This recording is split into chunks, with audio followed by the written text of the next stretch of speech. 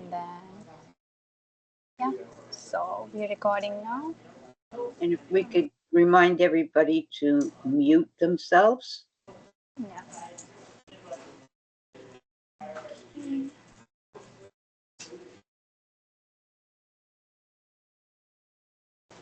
Okay. I'm just gonna give 2 more minutes and then I'll introduce myself and then it's all Julie tonight. Okay, hi Lily.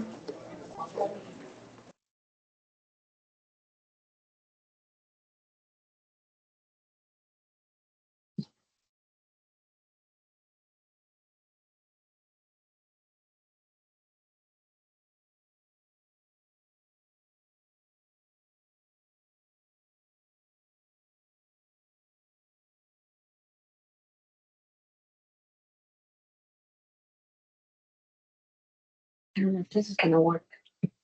I don't know. What do you...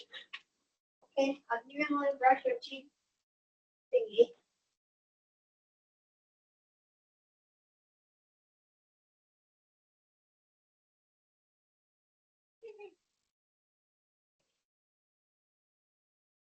Okay, we can begin now. Hi everyone, I'm Tanya.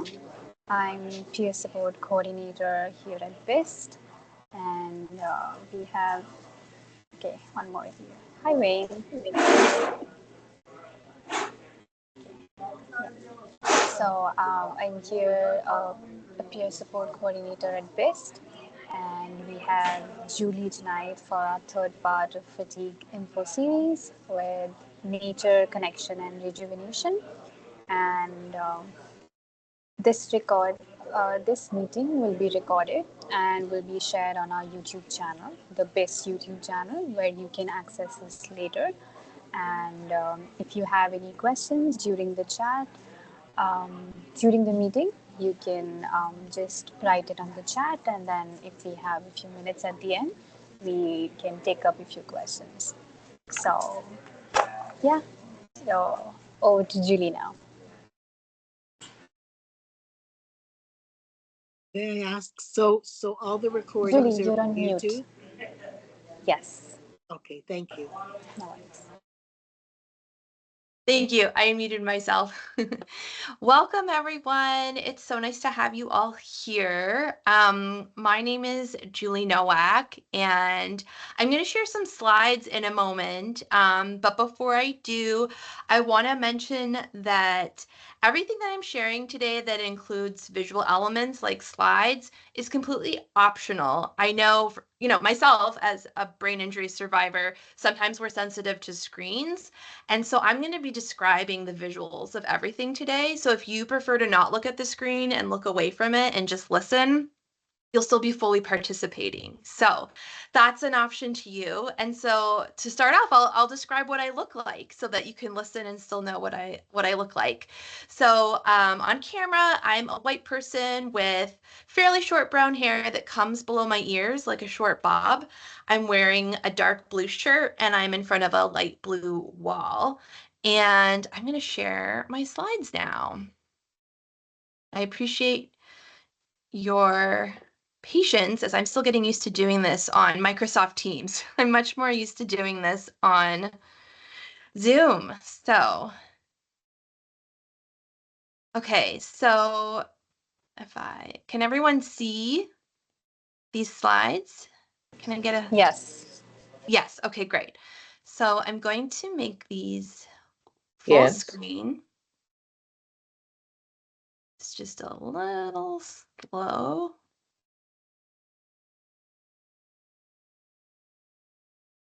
Okay.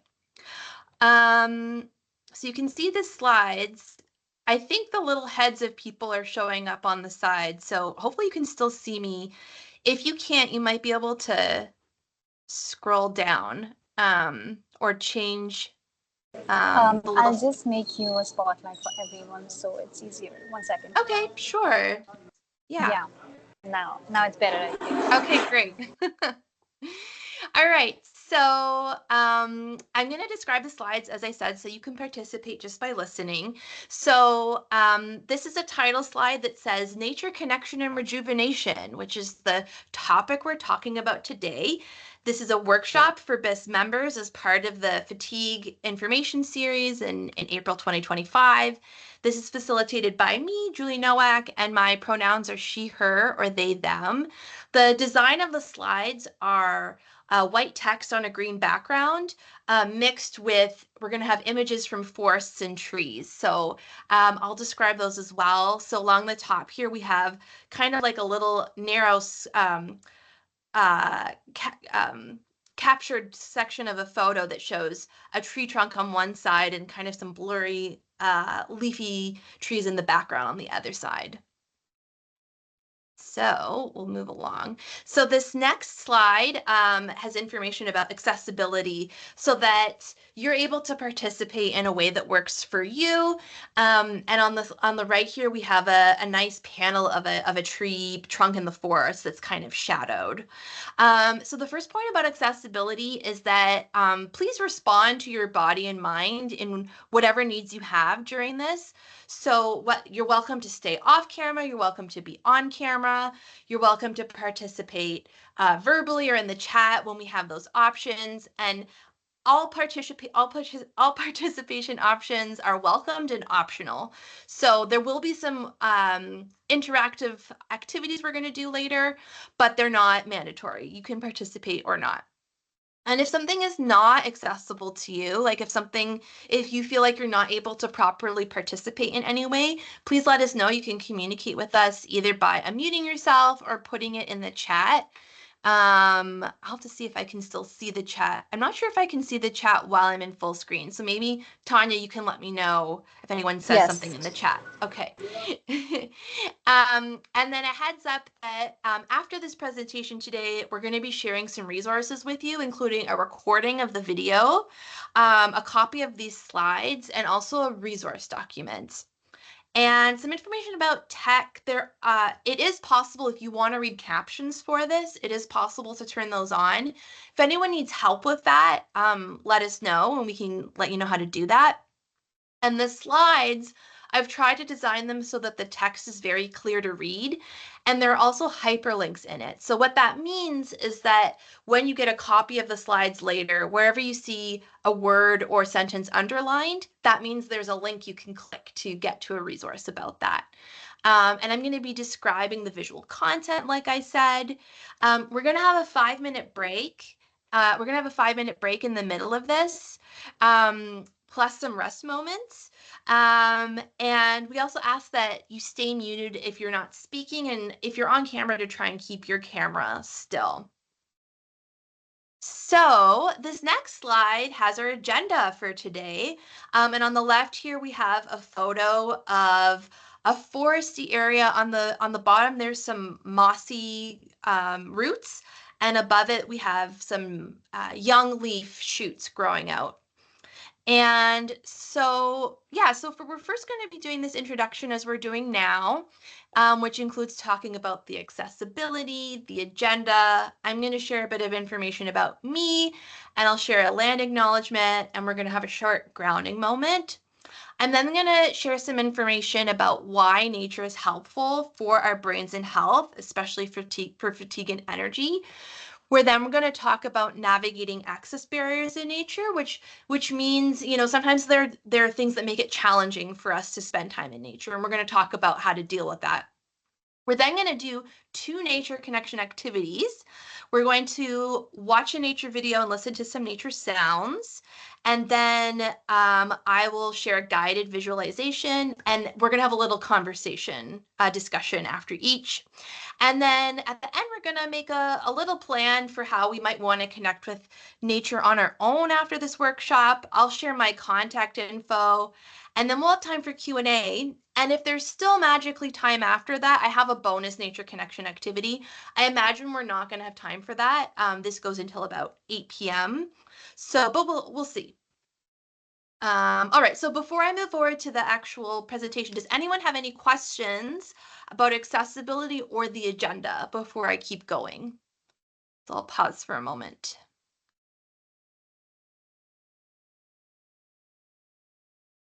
All right, I will keep going. Whoopsie. Okay, so this slide is about me, and on the left here is a photo of me. I look similar as I do now. My hair is just shorter, and I have a big smile on my face looking at the camera. I'm wearing a plaid shirt with blue, red, and white colors, and I'm in front of a like a bushy forested area behind me. And so yeah, these are some information about me. As I said, my name is Julie Nowak. My pronouns are she, her, or they, them. I'm the founder of a project called The Seasonal Body. And the work I do with this project is I'm an accessibility consultant and disability justice educator.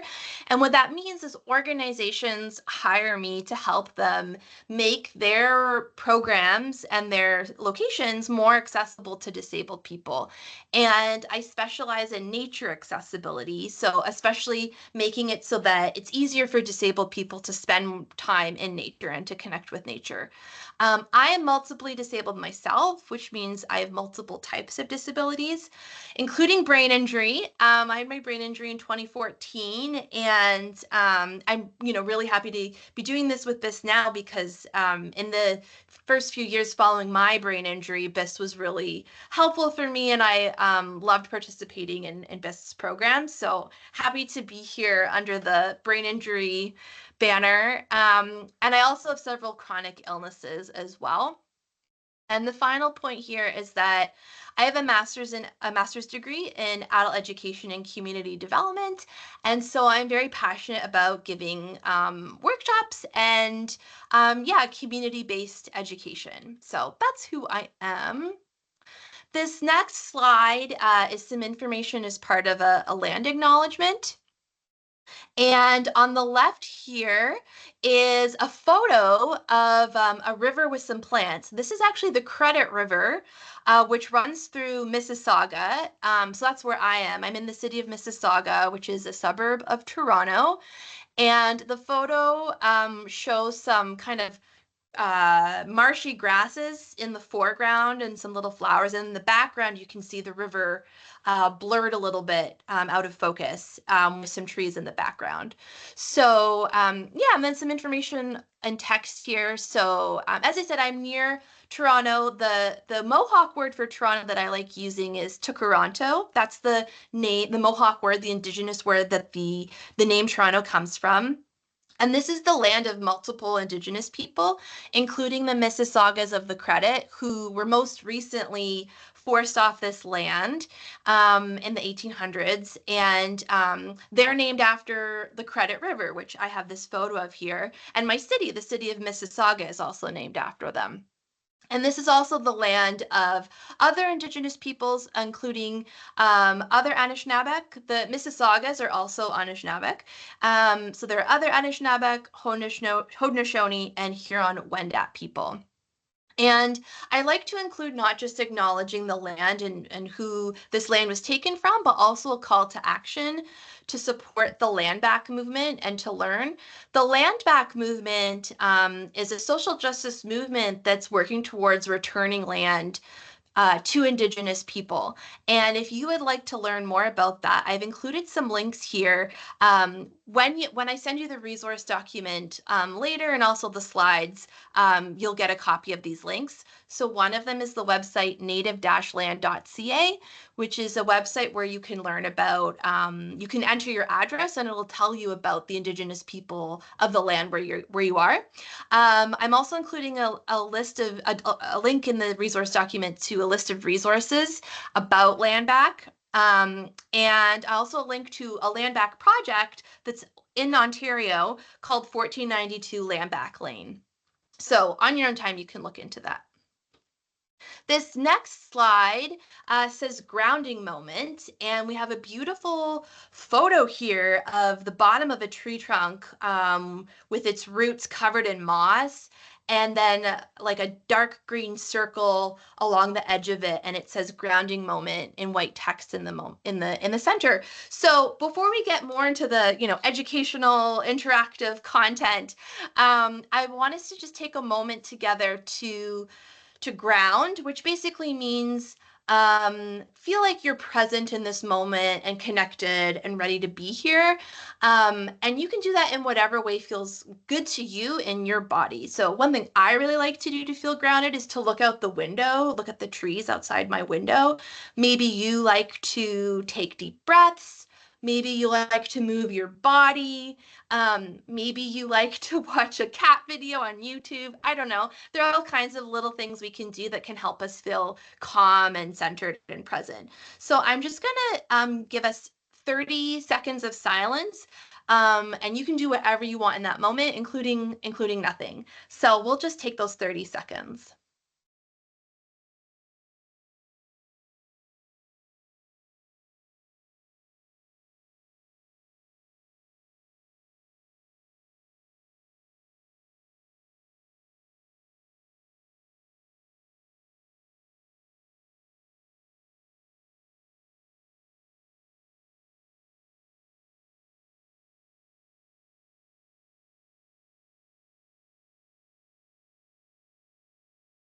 All right, that's the end of the 30 seconds. So let's all, get back into the, oh, and someone put sun tanning. Yeah, I seem to see some of the chat. I'm not sure if I'm going to catch anything, but yeah, sun tanning, that's definitely relaxing and grounding.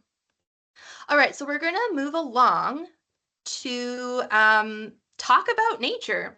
So we have a beautiful slide here with some text on the bottom, which I'll read in a second. And on the top, we have this beautiful aerial photo of a forest. So like it was shot from an airplane or a drone or something up above the trees, and there's a meandering river through it.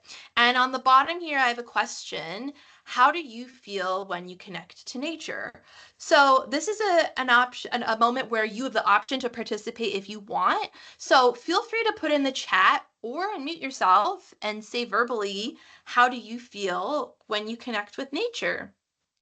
Whether you're actually outdoors in nature or, doing something like this where you're seeing photos of nature, how does it feel to you when you are connecting with nature? I would love to hear your responses.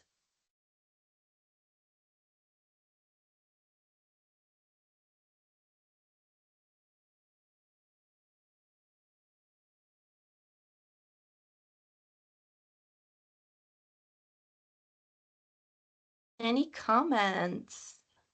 I'll say for me, one thing I feel when I'm connected to nature is I feel alive. It reminds me that I'm someone who's alive and that nature is alive. Okay, so we got some comments here. Wayne says, nature makes me smarter than in the city. Yes. Okay, I think someone else did a comment. I don't know how to see all the comments together.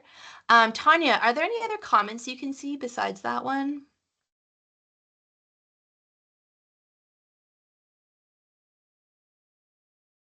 No, I think that's the only one, and Nelly Okay. is typing. Yeah. Okay, thank you. Yeah. Anyone else want to share how you feel when you connect with nature? Yeah, this is Veronica. I'd love to share. I live Yeah.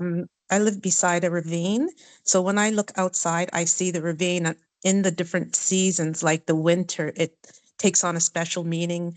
Then, the spring, the summer, and the fall, because I see the changes going through, and it's so beautiful.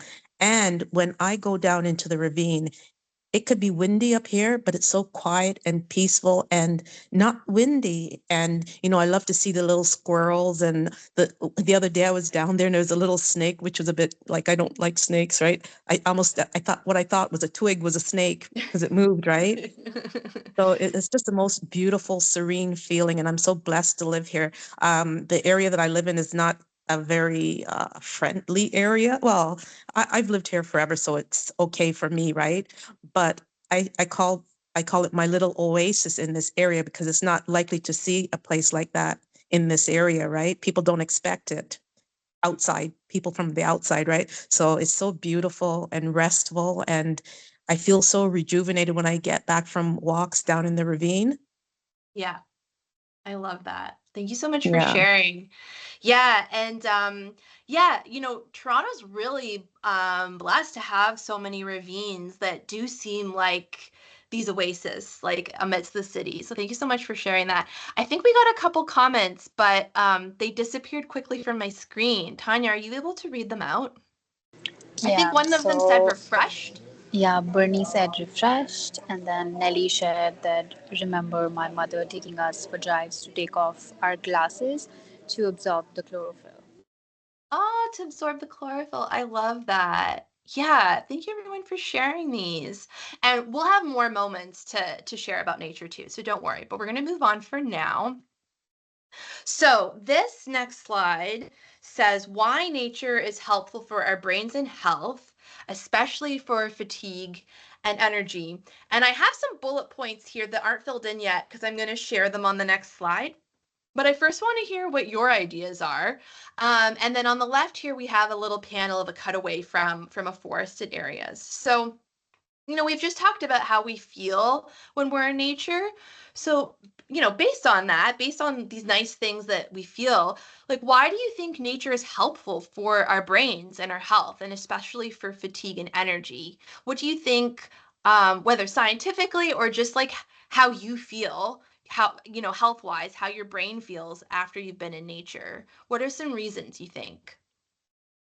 And feel free to share in the chat or unmute yourself. And there's no pressure if you want to just think about it on your own too. Well, for me, with nature, I feel it's calming. So Yeah, my brains are like at rest, and they're peaceful, and well, they can think positively, and I think that's good for the brains, right? It can heal the brain. absolutely. Yeah, I find nature so calming as well. And the science shows us that as well, that it's very calming, which is very good for our health overall. I saw a couple comments go by. Tanya, are you able to read them? Yeah, so Bernie says oxygen, and then Wayne says the sunshine synchronize our brainwaves so that we feel sunny. Yeah, for sure. Yeah, oxygen is so important for us. That's one of the gifts of nature that they breathe out oxygen and we take it in, and we breathe out carbon dioxide and they take it in. And yeah, the sunshine is so important for our overall health as well. Yeah, these are great. Well, I'm going to move to the next slide where I share some of my ideas. Um, so these are some of the things that have been studied scientifically of like what spending time in nature does to our brains and health overall. Oh, and Nellie said sunshine in the morning resets circadian rhythms and helps sleep. Yes, absolutely. And I do have that on here. My last point is here is improved sleep. And the other things I have on here is nature has a calming effect, like what we talked about. So it can reduce stress and anxiety. Nature can also boost our mood and supports our emotional well-being. So we feel happier, we feel more joyful. It also promotes mindfulness. And, as we know, mindfulness and meditation is also very good for our health and our energy in general. Nature also provides a mental break, so it can help our brains recharge and refocus. So especially if we've been doing another activity that's, uses our brain and we feel really tired after, spending time in nature can fuel us. And as we said, it can improve sleep. And it can improve sleep in multiple ways. One of the ways is getting the sunshine helps the circadian rhythms. And so we're just more in sync with, we're more likely to fall asleep and stay asleep and sleep well. But also because nature has a calming effect, it also means that throughout the day, including before we go to bed, our nervous system feels calmer. And so it's usually easier to fall asleep and we're more likely to it looks like someone in the chat is trying to get in. I'll let Tanya figure that out. Yeah, and now one of the things you might notice is that like we've been talking about spending time in nature, like physically being outside in nature, but I have this point here at the bottom. The good news is that connecting with nature indoors and virtually also provides many of these benefits. There have been studies done that show like watching a nature video or listening to nature sounds or smelling like scents, certain scents from outdoors can have similar effects on the body and brain. And so that's really exciting for us, especially when sometimes it can be hard to get outside, which is actually what we're going to talk about next.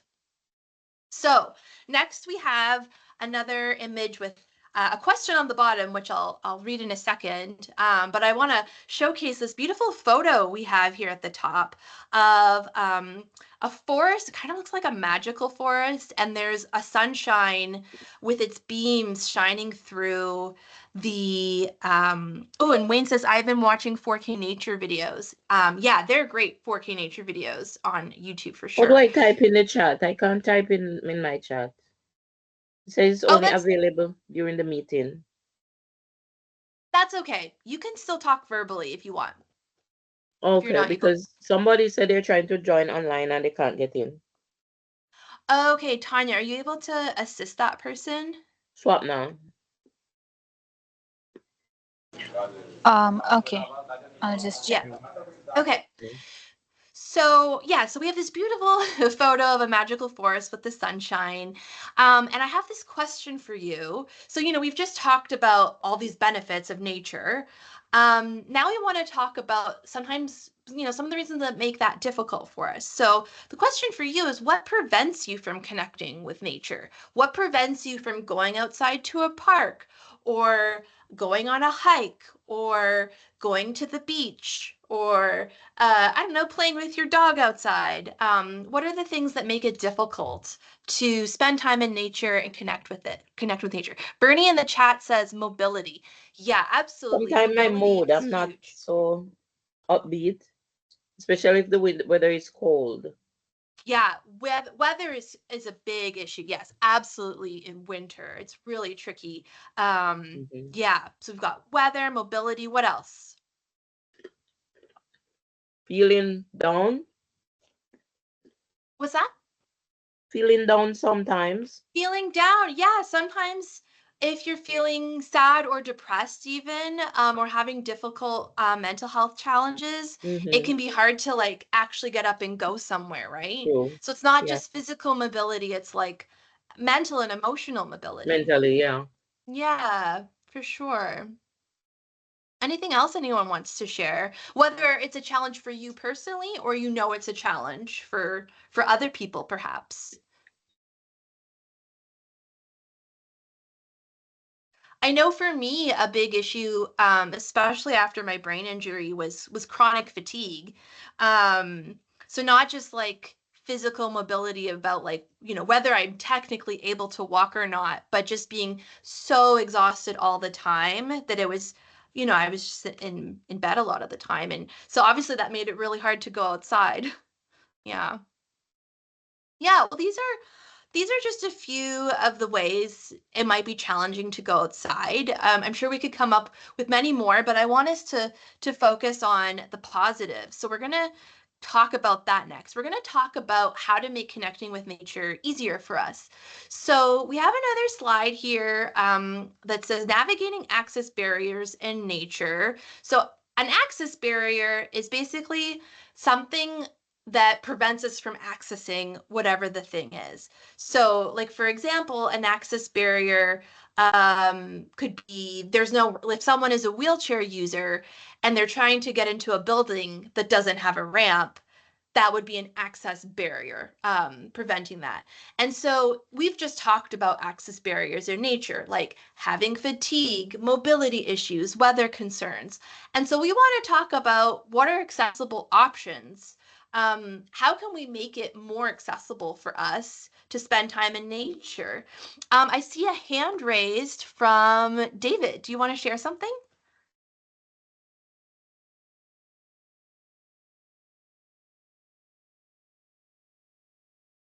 Were you trying to say something, David?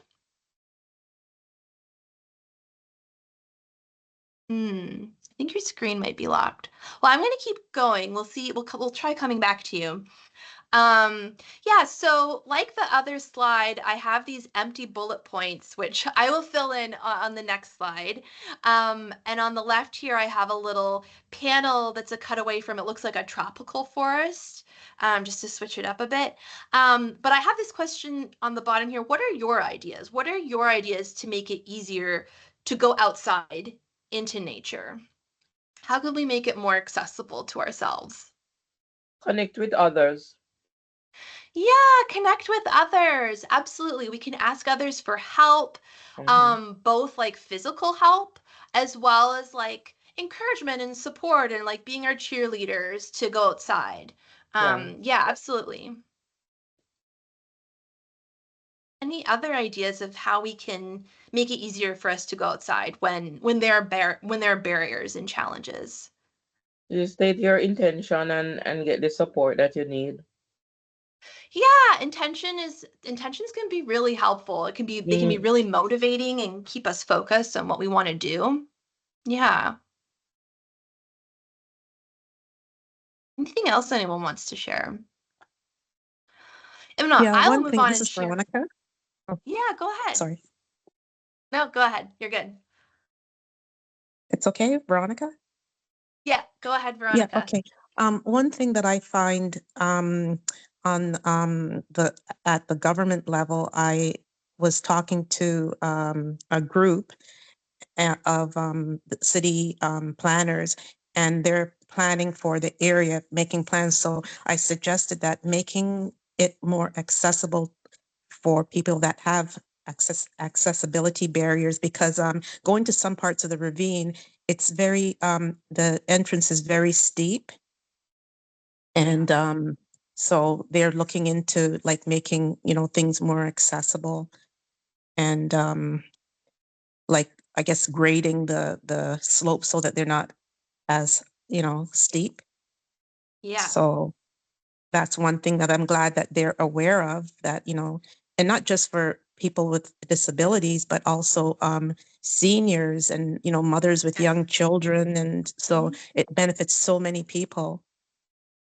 Yeah, absolutely. And that's the interesting thing about accessibility is that it really helps everyone when more people can use more spaces for one reason, it means people can also use it for another reason. Like ramps are good not just for wheelchair chair users, but also people who use strollers or walkers or little kids who might have trouble going up the stairs. Yeah, I'm always really happy when I hear governments are implementing accessibility measures. And also, side note, feel free to tell people to hire me. Like if you, I'm an accessibility consultant, right? So if there's a place in nature or otherwise that you feel is not accessible, feel free to tell them to hire someone like me so that they can do a better job with that. Um, yeah, I think there was a comment in the chat. Tanya, are you able to read it out? Yeah, Nelly shared that I sit on my balcony. I'm lucky I have a beautiful conservation area that I can gaze at from the 15th floor in a comfortable white chair with my feet up. Yeah, finding a place to sit outside can make it so much more accessible than trying to go on a hike or something like that, making it a relaxation activity. And Bernie says beaches need walkway across sand to the water. Yes, I have seen photos of some beaches in the world that have one of those walkways. I don't know. I think I've maybe seen someone in Toronto. I'm not 100% sure, but yeah, those are great. Well, thank you for sharing all these ideas. I'm going to share some of mine as well on the next slide, which has the bullet points filled in. So these are some options to consider to make it easier to spend time outside. Oh, and Nafisa says we need more rest areas in the parks, including benches. Yes, absolutely. Benches are huge. Um, and that actually ties to the first thing on this list. So if you're trying to go outside more and, certain parks are just too difficult, you could try choosing parks that meet your needs better. So maybe it's a park that's easy to get to in terms of how close it is to you or what the transit situation is. You could choose one with paved paths so that it's easier to walk on and has easier terrain.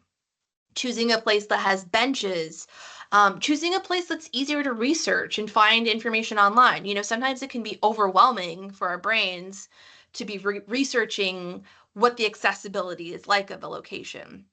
And of course, we might not always find places that meets all our needs in those ways. So I have these other options that we can think about as well. So someone mentioned sitting on the balcony. So we have that. So you can plan to sit instead of walking at a park, or sitting on in a backyard or on a balcony. Another thing we can do is bring tools that help us. So maybe that's sunglasses if we're sensitive to light, maybe earplugs if we're sensitive to noise, especially if we're in a park where there are a lot of people who are making noise. We could bring a mobility aid like a cane or a walker or wheelchair. And one thing I really like to do at a park is bring a blanket to lie down on, and just have a little nap at the park. Even if I don't actually sleep, just, I'll put in my headphones and listen to a podcast while I'm lying down at a park. That's one of my favorite restful park activities. And in terms of managing energy levels, one thing we can do is we can rest before, during, and after the activity, which is helpful for pacing in general, right? If we're going to do any activity that we know is going to make us more tired, we can rest before, during, and after. If we're someone if we're allergic to certain things, then that could be an access barrier for some people. So if you have allergies to pollen or other things outdoors, you could take allergy medications. I have allergies, and one thing I do is I change my clothes after I've been outside, so that, and maybe even like wet down my face and my hair, just so that I'm not bringing too much pollen into the house. We can also involve other people, as was recommended. So you could go to a park with a buddy to help you, or you could also ask someone to help research and prepare, even if you're going on your own. So we're now going to talk about something similar, but we're going to talk about accessible options for connecting with nature indoors. We've talked about these access barriers for being outdoors and the ways we can make it more accessible. But another way to navigate the access barriers in nature is to find accessible options indoors. So this slide again has some empty bullet points that I will fill in on the next slide. And on the right here, we have a little panel that's from a photo of a tropical forest again. So now that we're shifting to thinking indoors, what are some of your ideas of ways we can connect with nature indoors, if it's difficult for us to get outdoors? What are some of your ideas? Have some plants around. Have some plants, yeah, indoor house plants, whether that's, flowers, or like an indoor herb garden, or, one of those spider plants that hangs from the ceiling. Indoor plants are great. Yeah. What are your Walk up other the ideas? walk around the the the hall, or if you can manage a few stairs. Yeah. Even if we're not physically outside, we can still get some movement indoors, which is so great. Mm-hmm. Yeah. Wayne says windows facing green lawn and trees. Yeah, Yes, look outside. one of my favorite activities is looking out the window. And it's funny, even though from my window, what I actually see is a parking lot, there are trees surrounding the parking lot. And so I focus on the trees and I focus on the sky. So even if you don't see any greenery outside your window, you can look at the sky, and look at the clouds. If there's a sunset, you can enjoy that through the window. You might see some birds flying by. Yeah, any other ideas? Otherwise, I will go to the next slide where I share a bunch of my own ideas. And a reminder, you're going to get a copy of these slides, so don't feel you have to write anything down. So yeah, so these are some ideas about connecting with nature indoors. So one is some of the things we've been talking about, house plants and looking out the window. And there are other things you can do with nature in the home, like if you have pets are also nature. And food items could be viewed as nature. You could maybe have a bunch of carrots from the grocery store, and you could spend some time looking at them and eating them as well. Like that's also connecting with nature. The next point I have here is nature media. So this is, digital or physical resources like nature videos, nature sounds, photos like we have in these slides. There are podcasts about nature, there are documentaries about nature, books about nature. And, this can include like more scientific nature content, but it could also be like stories or like memoirs or people's experiences in natures. You can also listen to guided nature meditations and visualizations. You can find some of these on YouTube and on podcasts. And one of our activities later, I'm actually going to lead something like that. Another thing you can do indoors is nature creativity. So maybe journaling or drawing or just imagining about your experience with nature, or making something up in your head as well, or looking at a photo of nature and drawing or writing about it. Another thing Or we can painting. painting, yeah, absolutely. Mhm. You can paint any type of art form, really. You could connect with nature in that way, Mhm. either from your imagination or like looking at a photo or looking out the window or something like that. We can also share nature memories and stories with each other. So maybe you went camping as a kid, or you have a memory of a beautiful sunset you saw. You could tell that story to a friend or group, or share it online if you want to. There's some online events focused on nature connection, like this one. So we're connecting with nature right now. And then the last thing I have on the list is a little self-promotional, but it's also a resource, which is I'm launching a brand new newsletter that's going to feature nature content. So I'm going to be sharing nature videos and writing. I have an upcoming podcast that will have nature connection activities, and I hope to host more events like this as well. So I'll share a link for that a bit later. So this is my list of potential ways to connect with nature indoors. So hopefully it gives you an idea that even if we have access barriers outdoors, Mhm. we can either find ways to make that easier to go outside, or we can connect with nature inside and still get a lot of the benefits. So we're going to move along now, and we're going to do our first nature connection activity together. How exciting. So this slide, on the left here, we have a photo from a tropical looking forest, and there's like a bit of a rainbow shining through the light, which is really pretty. So this is nature connection activity number 1. We are going to watch. Oh, did I exit? No. Am I still sharing? Can you still see this? No. Oh, I don't know. Okay, hold on. I'm going to stop sharing. It's okay. We're going to do an activity anyways. So, um, we are going to take 5 minutes to watch and or listen to a nature video.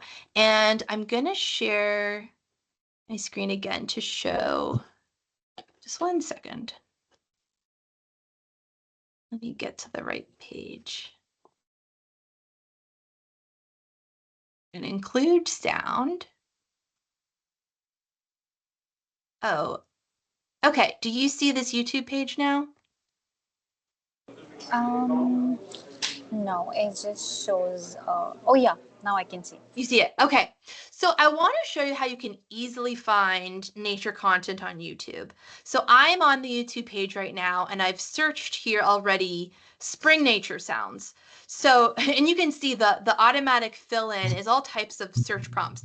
Spring nature sounds for sleeping, spring morning nature sounds, spring forest sounds. And I entered the word spring simply because it is spring and it's nice to, look for nature sounds that relate to this time of year. But you could search all kind of things. You could search water nature sounds, or bird nature sounds, all kinds of things. And as I scroll down here, you can see there are all these videos. Someone mentioned 4K videos, which is high quality filmmaking. There's some of those, like this one, 4K wildflowers of Mount Rainier with nature sounds. Some of them are virtual hikes where they move through the forest, and others are more stationary. So I've just pulled up this first one here called Relaxing Nature Ambience Meditation, Good Morning Spring Nature Therapy, Flowery Meadow Healing Sounds. So I have it preloaded here. So I'm going to play 5 minutes of it. Now I want to say that playing the video through Microsoft Teams, I've been having some glitchy issues. So if at any point it seems it's like too annoying to watch, you have two options. Number one is you can look away from the screen and just listen to the sound, and hopefully the sound won't be glitchy. Or you can open the Zoom link. I'm trying to figure out how to paste this in the chat. Tanya, do you see the YouTube link I put in the chat earlier? Let me just check. In the chat. Oh, yes. I'll just copy it Okay, again. can you copy and paste it in the chat? And I'll also be sending this out with the resource document. So, and as we listen and watch this, I invite you to do whatever feels good to you. So if yes, so thank you for putting that link in the chat. If you want to just listen, which I think is actually my preference for myself, I want to get a break from the screen, so I'm just going to listen. But if it feels better for you to watch the screen and see, you know, these flowers, we have an image here of like a meadow with daisies and dandelions and some other flowers growing. Feel free to look at that and be in whatever position is comfortable for you. And if at any point you don't, you know, it feels uncomfortable or stressful in any way, you can stop and do your own thing. So please take care of yourself. So I'm going to play it for 5 minutes, and then after that, we're going to go into our 5-minute break. So probably what I'll do is I'll say, okay, the 5 minutes are up, and then I'll continue playing it for 5 more minutes during our break. So you can decide if for your break you want to listen to more of these nature sounds, or if you want to go do something else and go to the bathroom or something like that. So hopefully that works for everyone. It's 7:17 p.m. on my clock. So yeah, we will watch this for 5 minutes. So let me know if the sound, and I will make this full screen just a second. Okay, so this should be full screen now. So let me know if the sound is okay. It's just taking a moment to load.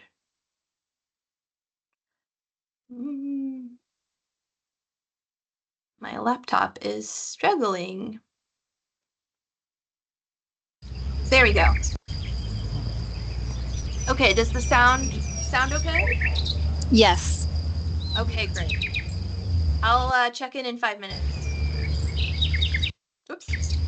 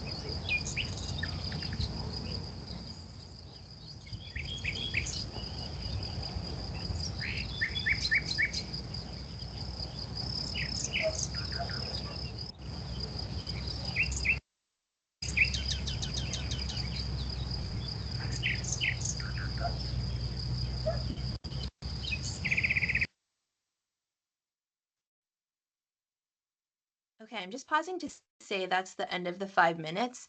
And now we're going to take our, our more official 5 minute break. So I'll keep this going and it's up to you if you want to listen to it or go to the bathroom or do something else. So we'll come back in 5 minutes.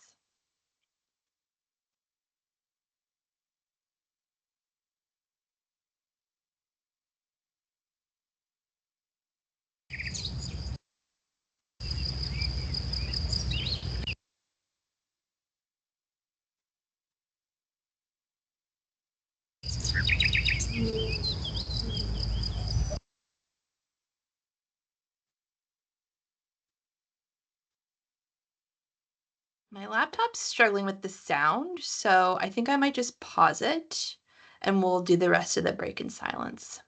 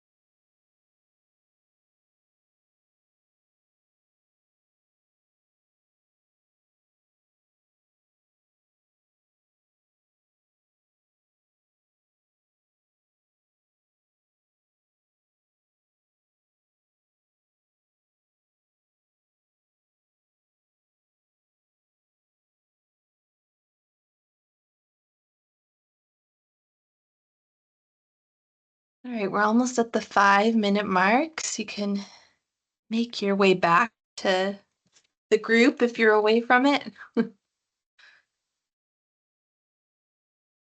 hope that was a nice break.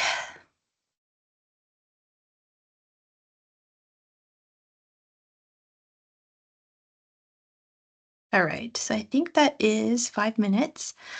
So before I share the screen again, would anyone like to share what that experience was like watching or listening to that video with the nature sounds?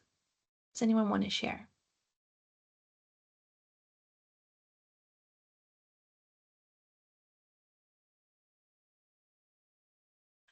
Um, Wine said naturally calming. Also, my apologies if I said Wayne earlier. I was reading the chat really quickly. Yeah, naturally calming. Absolutely. That's one thing I really love about listening to nature sounds. Naturally calming. Anyone else want to It's, share? yeah. It's just I go to Rattray Marsh at Mississauga near Jack Darling Park, and Yeah. it's kind of nice because when I go there, that's the same sound I hear. So it's nice Yeah. that we can hear it the same without going out. It's kind of live. I know, it's wild, right? Well, literally wild. Also, that's very cool you live near Rattray Marsh. I'm also in Mississauga and go to Rattray Marsh as well. Sometimes it's really lovely. And yeah, some person made the effort to go film this in a physical location that has these views and these sounds, and they're now sharing it with us. And so, yeah, we can recreate that atmosphere. Yeah. Anything else before I start sharing the slides? And we're going to move on to another activity to try.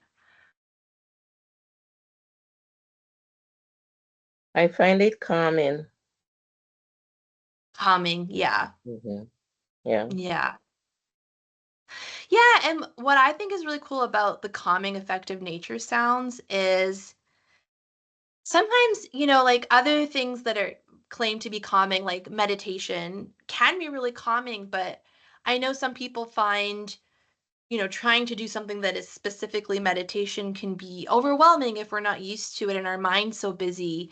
But one of the nice things about nature is it's creating this atmosphere that you just have to show up and be present in. You don't actually have to try and control your mind or anything like that.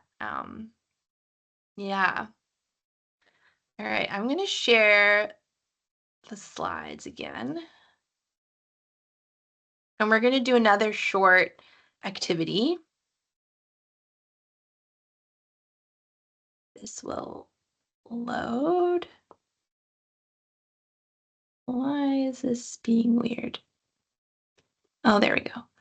My laptop is just slow. Okay, so we just did this first nature connection activity.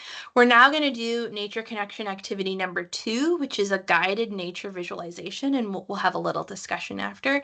And on the right here, we have the other side of the photo that was in the previous slide that was the rainforest with a bit of rainbow, which you can still see a touch here. So we're just going to take another 5 minutes where I'm going to guide us through a visualization, which basically means I'm going to give you some prompts and some ideas, and you get to imagine it in your head. So, I know for some people, visualizing can be hard. Like, it can be hard to imagine images in our brain. So if that's true for you, you can actually use this image that's on the screen here of this tree in some type of tropical forest. You can actually look at it as a way to imagine yourself in that environment. But I also invite you, if it feels good to you, to close your eyes and imagine. And so we're going to be imagining ourselves in a forest, and we're going to imagine our different senses. So sight, smell, feeling, taste, and touch. Did I name them all? And if at any point trying to think of those senses is not comfortable for you, you can just skip those, or you can spend more time with one of the other ones. So yeah, I invite you to get into a position that's comfortable for you, whether sitting or lying down. And it's up to you if you want to close your eyes or keep them open. And it's up to you whether you want to look at the image on the screen. So, yeah, so as we start this practice, I invite you to imagine that you are in a forest, and it can be any type of forest you want. It could be a tropical forest, like the photo on the screen. It could be a coniferous forest with evergreen trees. It could be, your typical Ontario forest, or it could be a forest from somewhere else in the world that you've been to. It could also be, like a fairy tale forest that's, a magical type forest. So you get to choose whatever type of forest you feel drawn to and would make you feel comfortable and you would like how it looks and feels to you. So take a moment to imagine what forest you're in. Does it have to be a forest? Cannot be ocean? Yeah, go ahead. If you prefer a different location like an ocean, that is totally fine. Yeah, so whatever location you're in, whether it's a forest or a beach by the ocean, um, imagine yourself in that environment and think about, how you want it to be, what you want to be there, what types of plants or types of water. Maybe there's a creek or river going through the forest, or a lake, or yeah, maybe you're on the beach by the ocean. And as you imagine yourself in this location, we're gonna go through our five main senses as a way to really feel what it's like to be there. So we're first gonna start with our sight. So imagine what you see in this location. What types of objects or plants or bodies of water do you see around you? And what colors are they? What colors do you notice? Do you notice greens, browns? Is there a blue sky in the background or blue water? And what types of shapes do you see? Are there rounded edges or pokey corners? Is there movement that you see? So take in what you're imagining with your vision. And we're next going to move on to hearing. So I invite you, if it feels good to you, to imagine what sounds you hear in this location. So if you're in a forest, maybe you hear the wind rustling in the trees, or maybe you hear birds chirping in the trees. And if you're by a beach, maybe you hear ocean sounds, or a duck quacking by the water, or a seagull. And if you're by a river or a creek, maybe you hear the water rushing steadily as it moves along. And if you're moving in the forest, maybe you hear leaves crunching under your feet. And we're now going to move on to the sense of touch.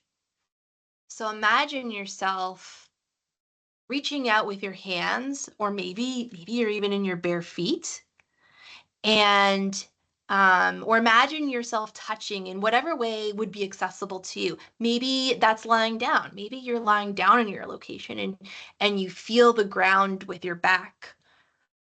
So imagine touching what's in this location. Maybe you're touching a tree. Maybe you're touching the soil. Maybe you're dipping your hand in some water. Maybe you're lying down on a towel on sand. What types of textures do you feel?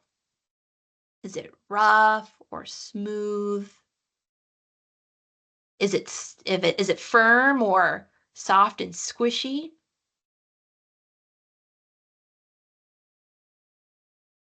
So we're now going to move on to the sense of smell. So what types of scents do you smell in this environment? If you're in a forest, do you smell the scent of pine trees or cedar trees, that have that nice, strong, piney tree smell?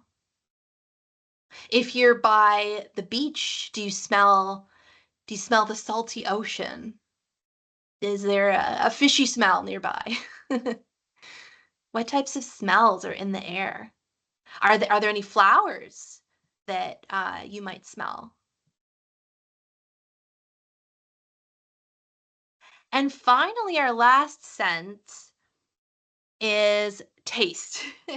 And I know, I'm not suggesting that we imagine putting leaves in our mouth or drinking from the ocean. I mean, you can if you want. But you could imagine maybe eating something from the environment if it's something edible, like maybe a tree that has fruit growing on it, or wild raspberries, or a cupping your hand in the water to drink from. But you can also just imagine yourself in this environment, opening your mouth, and what does the air taste like? Which is connected to the scent we just described, but what is it what does it taste like to have your mouth open and the fresh air of either this forest or by the beach coming in your mouth? What do you imagine that taste to be like?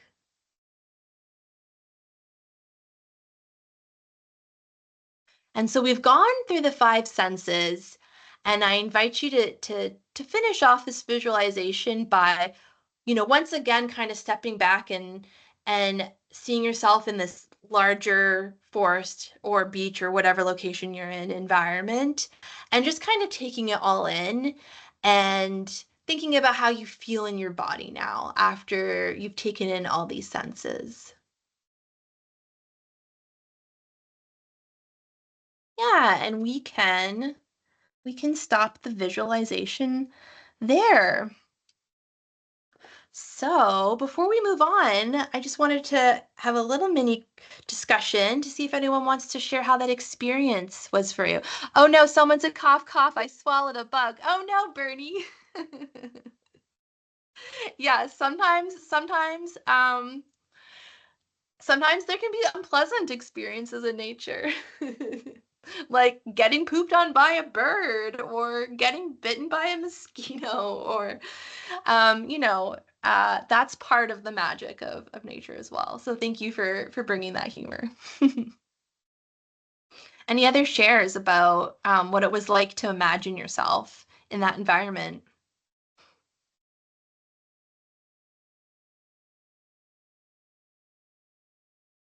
How did it feel in your body?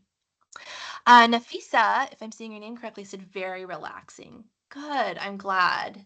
Yeah, visualization is very powerful, whether you're listening to someone guide you through it like I did, or even just imagining on your own. You can do this practice on your own, imagining yourself in a forest or by a beach or any environment and go through the five main senses. Can be a great way to have a little relaxing time while connecting with nature. Any other experiences anyone wants to share?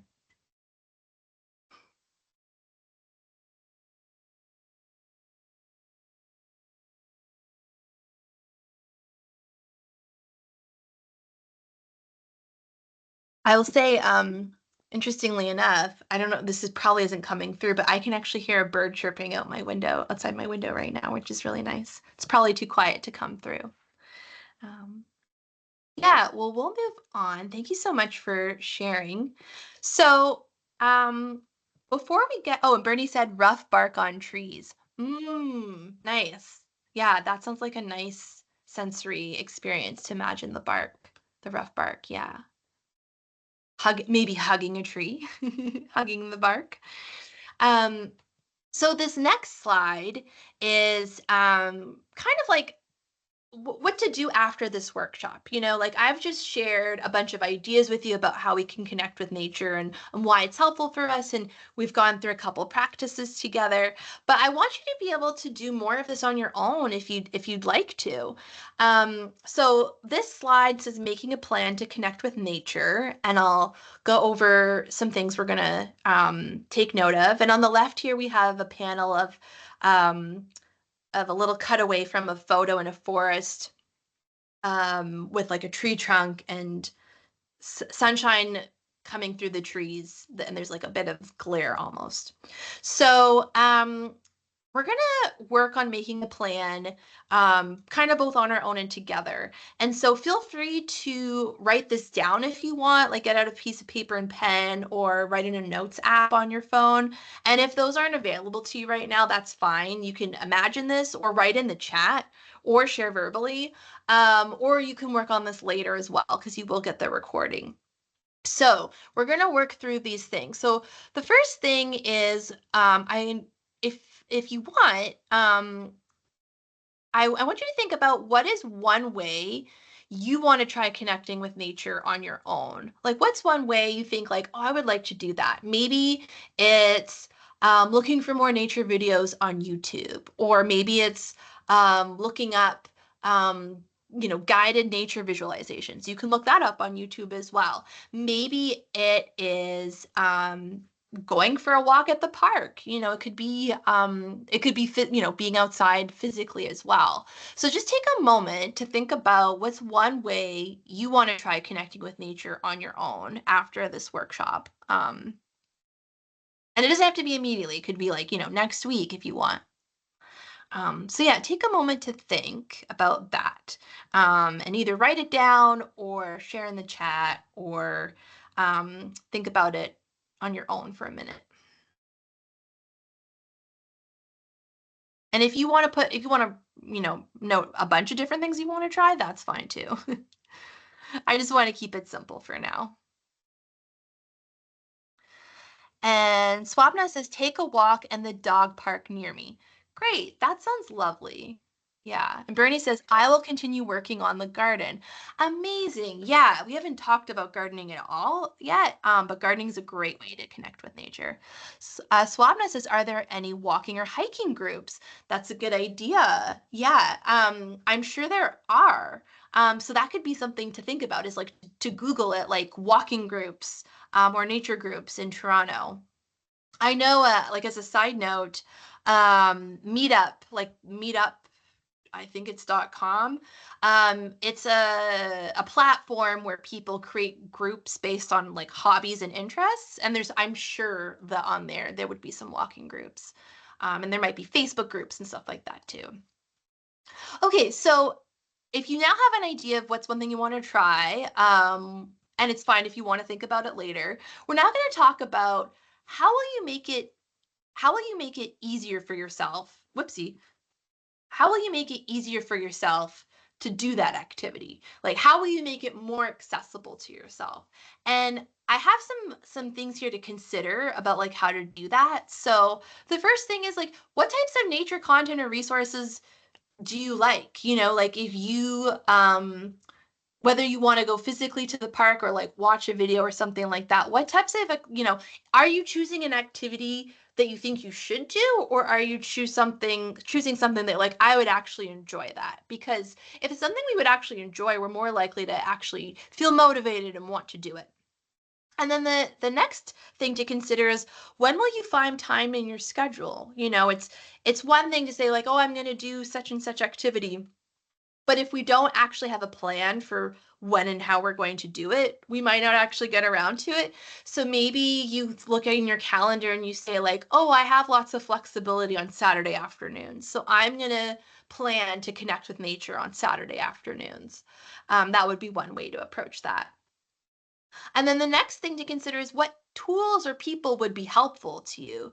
So if someone mentioned gardening, like are there specific gardening tools that would make it easier? Like not just regular gardening tools, but maybe you want a kneeling pad. Like maybe you want cushion under your knees when you're kneeling in the garden, because that would make it more comfortable for you. Or maybe you want to get tools with ergonomic handles so that they're easier on your hands, for example. Maybe there are people you want to invite to help you plan or do the activity together. And then the last thing I have here to consider is, like, do you want to buddy up or form a practice group with others? So someone mentioned like a walking group. Do you want to do something like that, but with virtual groups? You know, like we've watched YouTube video. We've watched a YouTube video here together. You could do that with other people as well. Like, you know, you both join a Zoom room or something like that, and someone shares the screen. And so I have it here, like, if you want people to do that with and have a buddy or have a group, feel free to share your contact info in the chat to start that.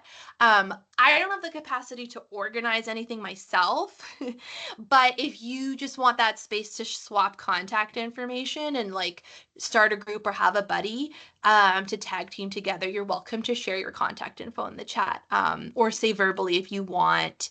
If you want to join in with people about that. And then the last thing I have here, just for having access to more resources on a regular basis, as I mentioned, is I have this newsletter where I'll be sharing free nature resources, and I'll share the link for that in a moment. So that's another way that you can get regular access to nature resources, because they'll just come straight into your inbox. And I will also share about future online nature connection events as well in my podcast. Does anyone want to share anything about your plan before we move on to my contact info and the Q&A?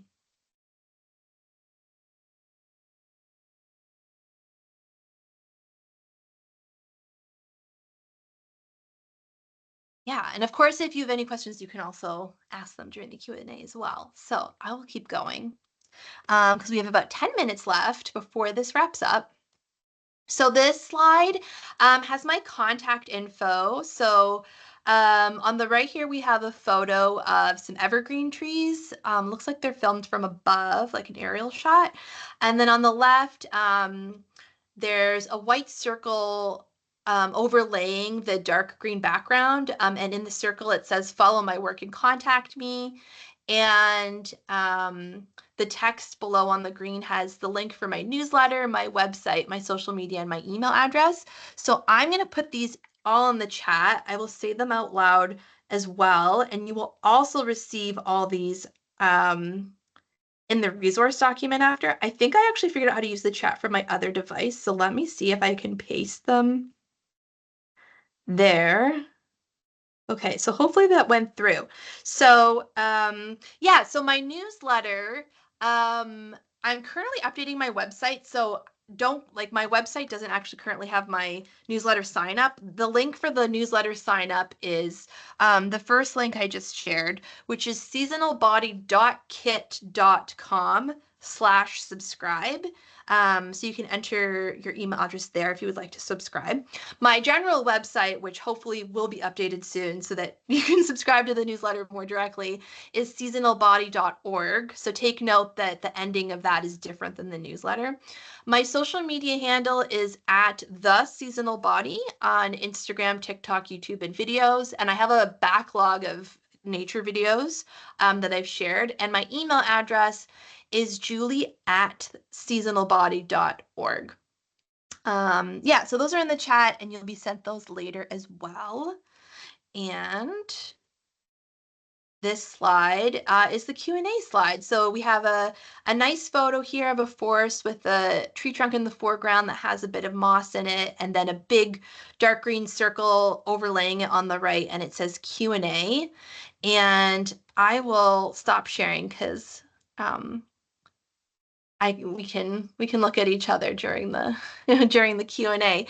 So that's basically the end of my presentation.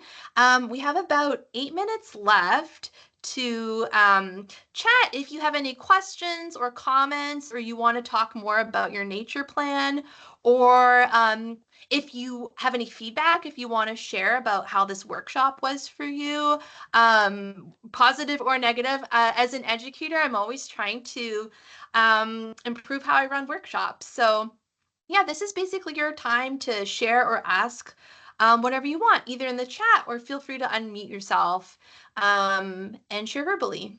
Yeah, and thanks so much for having me. Hi, thank you.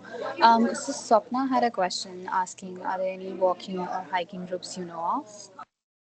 Yeah, so as I mentioned earlier, I don't like off the top of my head know of specific walking or hiking groups. But I'm sure if you Google Toronto walking hiking groups, you'll find things. And let me find the meetup. Let me find the general meetup.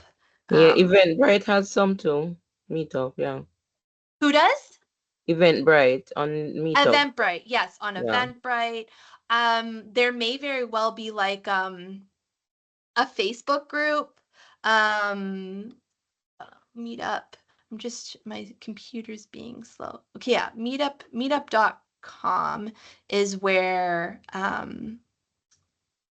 people host groups for like hobbies and social things and other interests. And so based on like geographic location, and they can be both in person and online, which is pretty cool. So I'll put that in the chat. All right, so Wine said, very positive and confirming. Oh, I'm glad. Yeah, I'm really glad it was a positive experience for you. I see someone else is typing.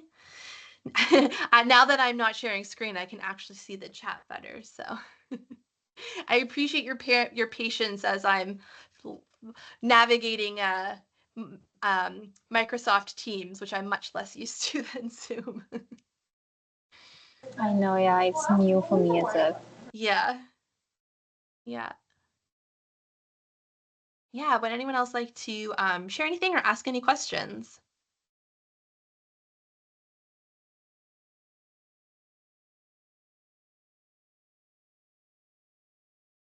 I see one person is still typing, so we'll see what they say.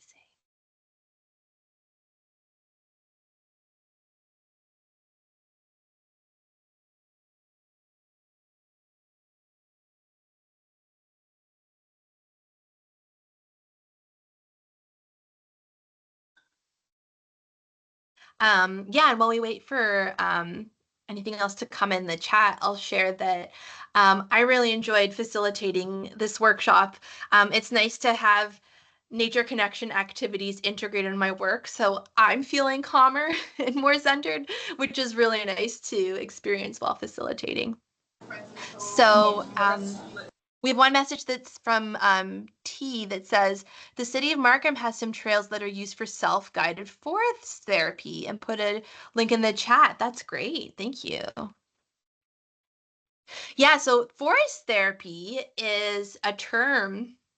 It's also sometimes called forest bathing, which you may have heard, which is a practice of basically spending time in nature for its therapeutic benefits. And sometimes it's guided by forest therapists, and other times it's self-guided. So that's really cool. Thank you for sharing that resource. I'm going to copy that link. And there are some online forest therapy opportunities as well. Okay, Bernie says, very pleasant presentation. Thank you. Very pleasant presentation. Yeah, thank you, Bernie. I'm so glad. Yeah. Okay, as we wrap up, I just want to say thank you so much. It was really informational, and thank you to all the participants who joined today. We will be sending out the resource list to all of you, and the recording will be available on the YouTube, and we'll share the link for that as well in the release. So thank you so much, Julie. Yeah. Okay. Thank you. Thanks. It was a pleasure. Yeah. you.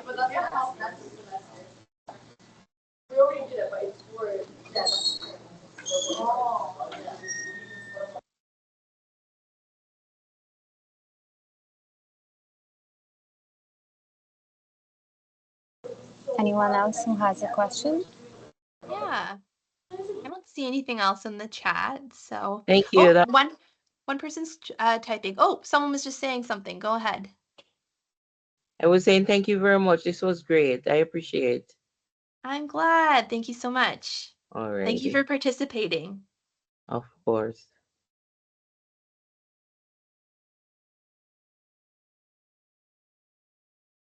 Another chat from Teen who said, "Thank you for your time." You're very welcome. Thank you for joining in.